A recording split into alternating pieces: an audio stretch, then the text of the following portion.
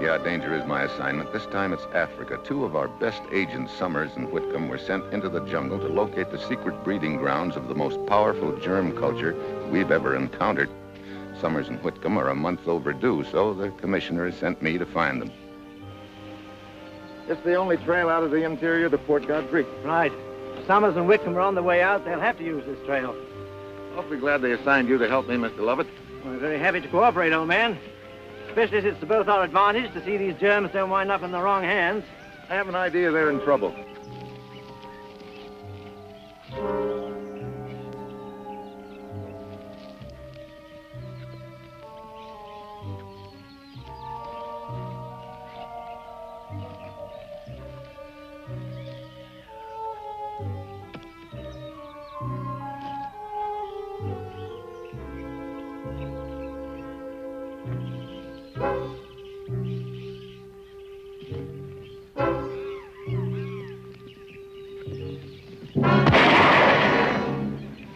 Hey. Sounded like it came from up ahead. You better take a look. It might be a hunting party, but on the other hand, it might not.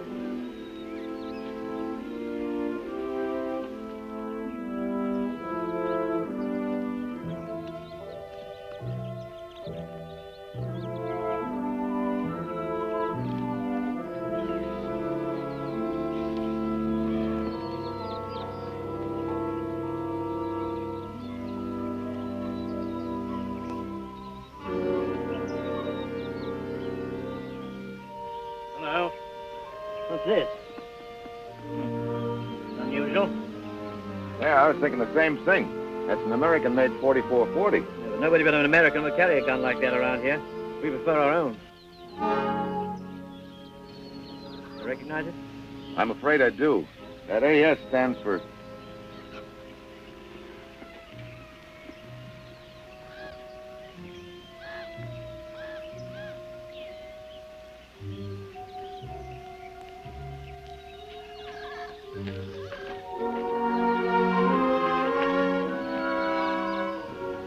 Arthur Summers.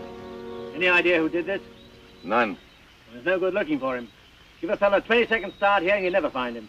Chala Mukarak Taka. Or I'm going to kill Chala. Take a look at that pack.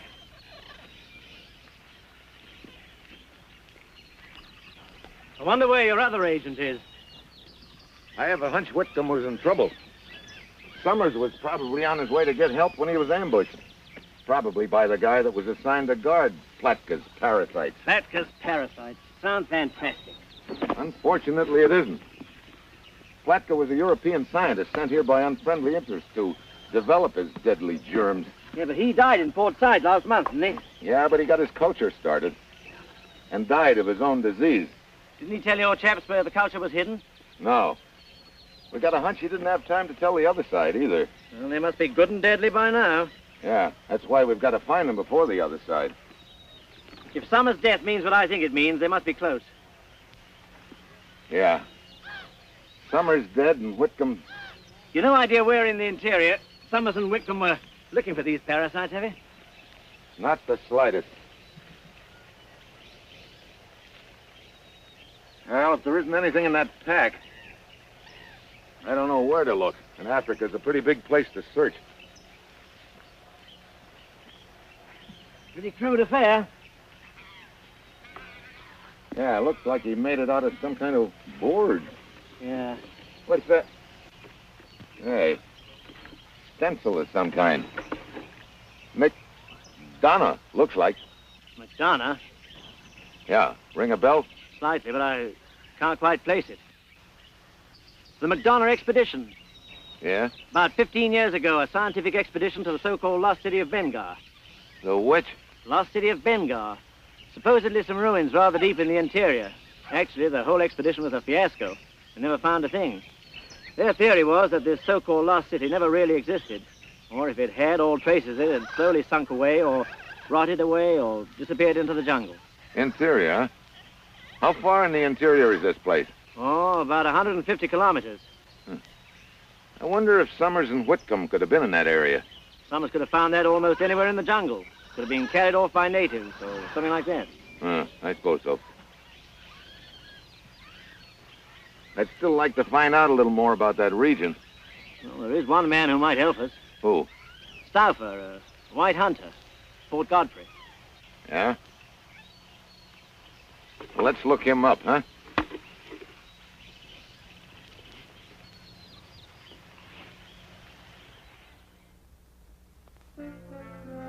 Back in Port Godfrey the next morning, we learned that Stauffer, the hunting guide, has just taken a party out. He only has about half an hour's head start on us, so we take out after him.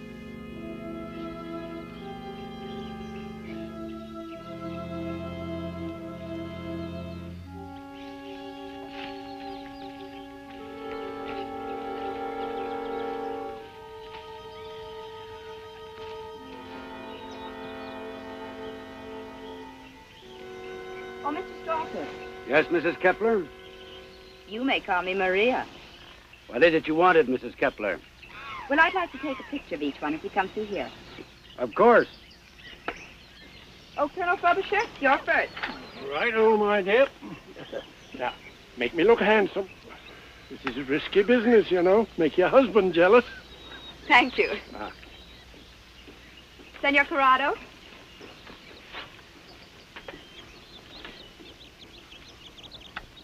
Thank you.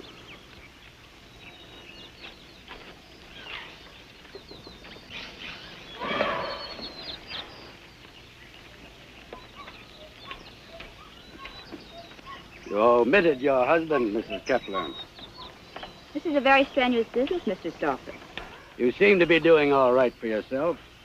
Well, under such expert care, why shouldn't I? Thank you. Oh, Mr. Stauffer, what does a hunting guide do in his spare time? A hunting guide has no spare time.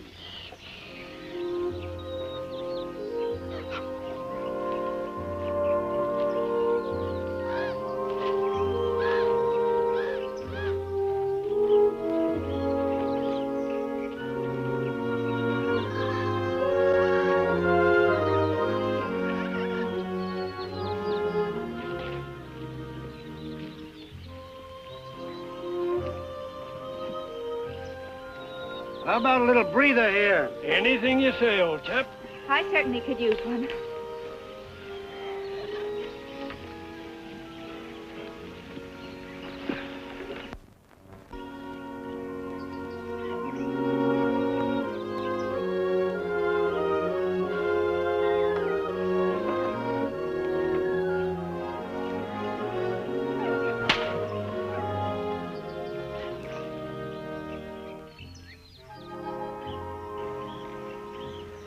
It's like Lovett. Excuse me.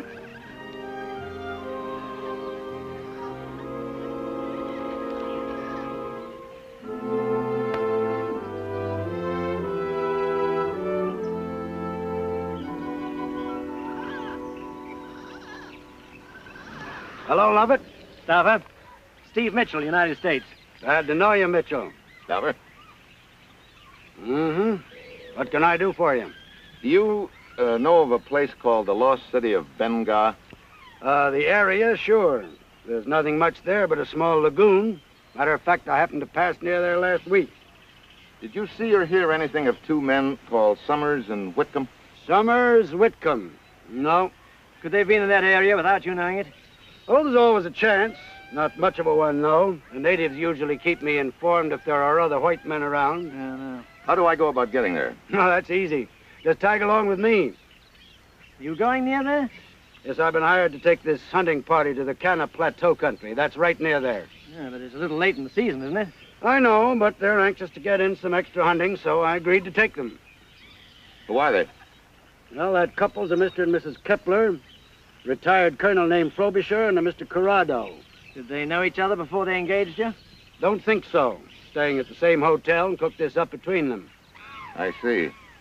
Mr. Stauffer, you've got yourself another customer. Glad to have you. Well, I'd better be getting back to Port Godfrey.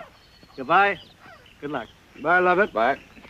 Well, let me take you over and introduce you to the party. Okay, but I'd appreciate it if you didn't mention the credentials I showed you. I never saw them.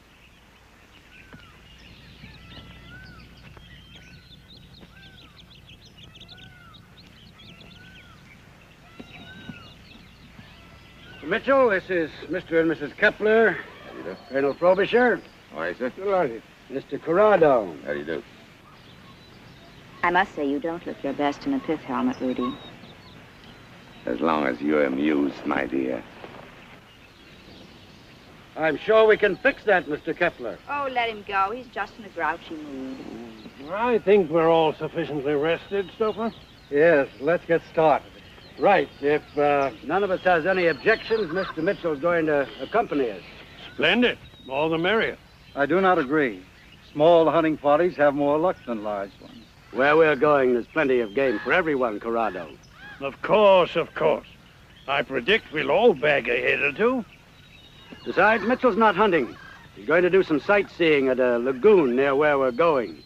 Benga? Yeah. You familiar with that territory, Colonel? Oh, quite. Of course, I've never really been to the place itself, but I'm well versed in the legend and lore of it. I see. Well, now that you know I'm not going to take any stuffed heads away from you, do you still object to my going along? Why should I? That's a good question. And you, Mrs. Kepler? Well, now, I shall be delighted. And your husband? Well, Rudy will probably suspect you're taking the trip because of me. Oh? But since we've only just met, such a supposition would be quite groundless, wouldn't it? Yeah.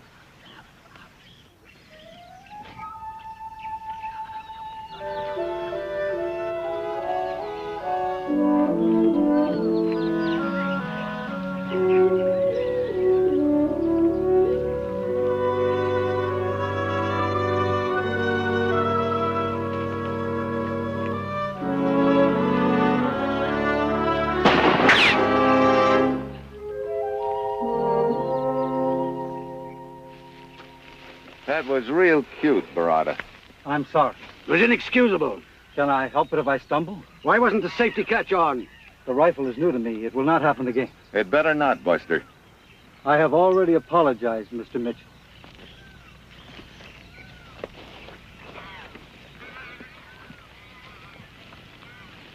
Maybe I better limit him to a cap pistol. That might not be a bad idea. Do you happen to know where any of them were yesterday morning? No. Port Godfrey, I suppose. Summers, a friend of mine, was shot and killed right outside of Port Godfrey yesterday morning. What? He may have been coming from the Bengai area. His buddy Whitcomb might still be there. That's what I want to find out. And this party specifically asked to be taken near the Benga area. Yeah. You think that was an accident, Mitchell? I wish I knew.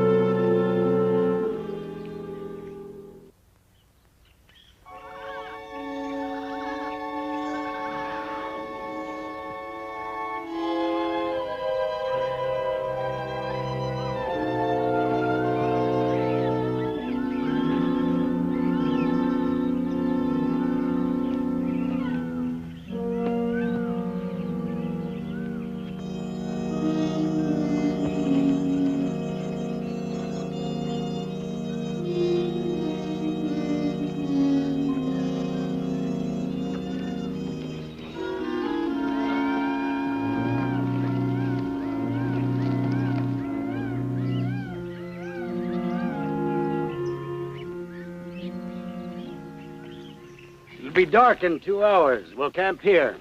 Can we get a shot at anything? Yeah, there's a water hole a couple of 100 yards from here. Splendid.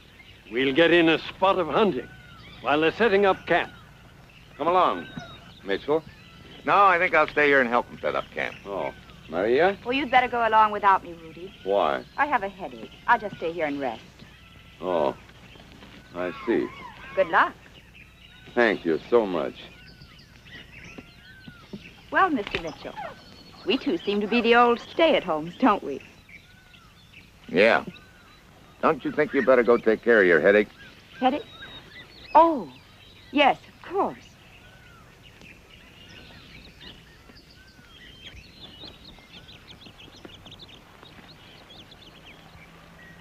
The water hole's just ahead. Spread out and keep quiet. After the camp is set up, I wander over to the water hole. There's no sign of game or hunters. They must have moved on. I look around and wonder if the Bengal Lagoon is anything like this. I remember Lovett telling me the ruins there had supposedly sunk into the ooze without a trace. One look at this swamp, and I can see how such a thing could happen. Hello. Oh, hi. Enjoying the scenery? Yeah, sort of. How's the headache? Would you believe it? It's all gone. Yeah, I'd believe it. I think we'd get a better view from over there. Well, thanks, but no thanks. You're taking this trip with us just to see a swamp in the jungle. You must be very interested in it, Mr. Mitchell. Yeah, in a way.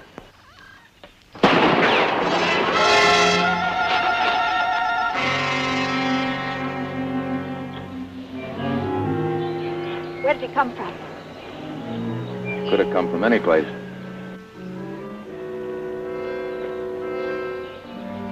Our hunters are very careless, aren't they?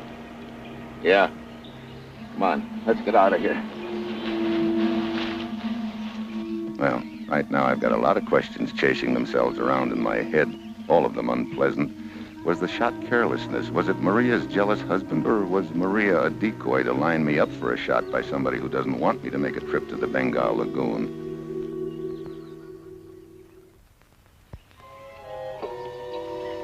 When the hunters return to camp, Maria tells them about the accident. They all manage to look real innocent and shocked.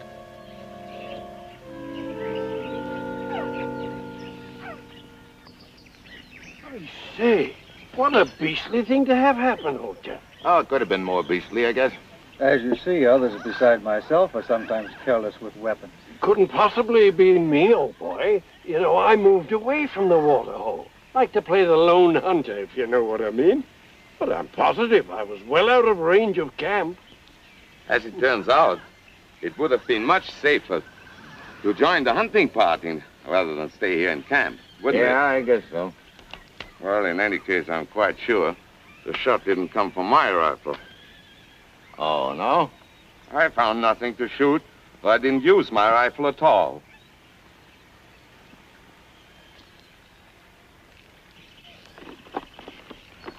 Did you tell which direction the shot came from, Mitchell? No, let's forget it. I can't be sure, but I think Kepler's lying. Oh?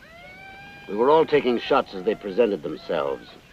At one point, I was standing near a figure in a clump of brush as he fired. As I say, I can't be sure, but I think it was Kepler. I see. After this, I won't allow any of them out of my sight. I don't want any more of these so-called accidents. You've got company there. The next morning, we get an early start. By 10, we're near the foot of the Kana Plateau. Here's where we leave the trail and cut across to the hunting ground. Trail goes to the lagoon. Looks pretty rugged out there. It is, but it's the heart of the big game country. Oh, we should be taking advantage of it instead of wasting our time. All right. See you at camp this evening, Mitchell. Good hunting. Same to you.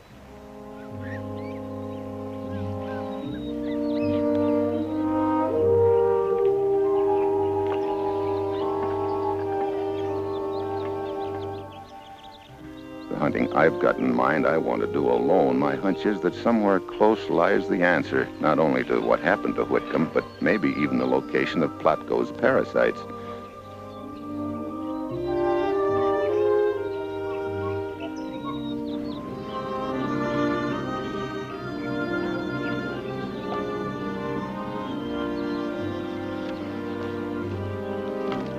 Where's your husband?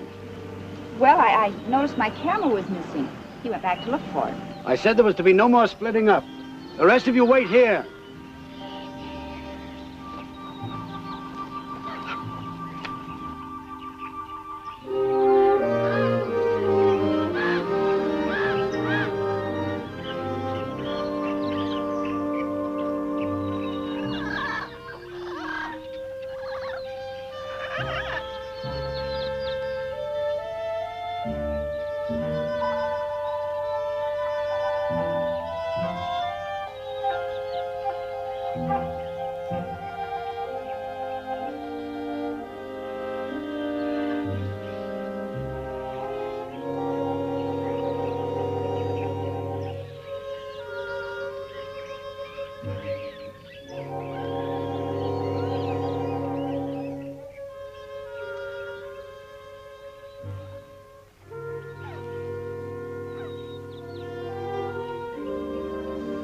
Whitcomb. So they were here.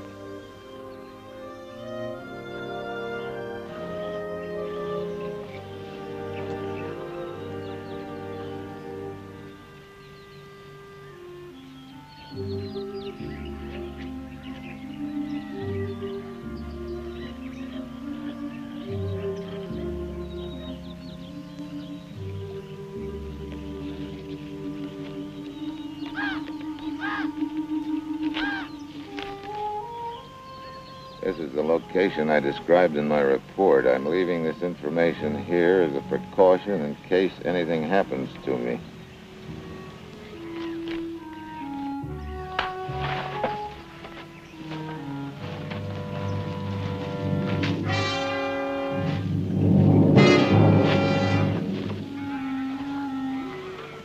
Well, Kepler? What's the meaning of this? Suppose you tell me that. I came back to look for my wife's camera. Very convenient alibi, Kepler. You know, maybe you're my boy. What are you talking about? The one who tried to kill me twice to keep me away from this lagoon? Oh, now you're talking nonsense. If I had followed you here to kill you, would I have come unarmed? Well, maybe you've got something there. Kepler! Kepler!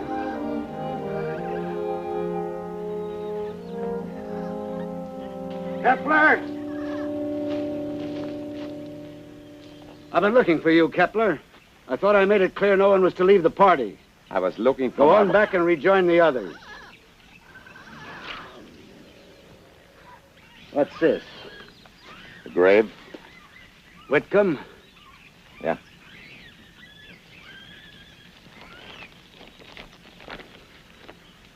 Follow the line of the grave, the short end, to the edge of the lagoon. Let's see.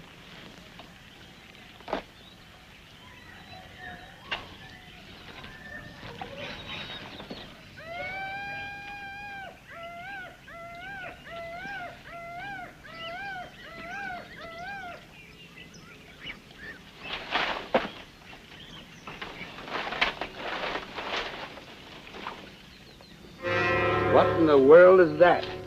Wait a minute, stay away. That's a culture of deadly parasites. You mean someone has deliberately been culturing these parasites here? Yeah. That's what I was looking for. That's what Whitcomb and Summers were looking for. I have an idea that whoever killed them was assigned to guard these things until they could get them in bottles and get them out of here. And I think they're in our party. Got a line on who it might be?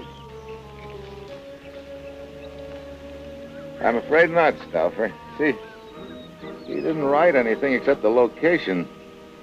Wait a minute. Some writing on the back here, kind of faded. I didn't get a chance to destroy the cultures. I had to hide this information with Whitcomb's body before... Go on, Mitchell.